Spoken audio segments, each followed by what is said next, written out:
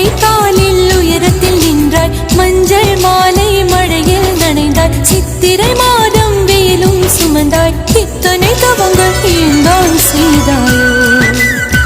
தேன் சிதறும் மன்மத மலரே இன்றே சொல்வாயோ? இளந்தளிரே இளந்தளிரே, வெள்ளி மலர் அன்று இயற்றிய தவம் எதற்கு? பெண்மங்கை உந்தன் கூந்தல் சேர்வதற்கு.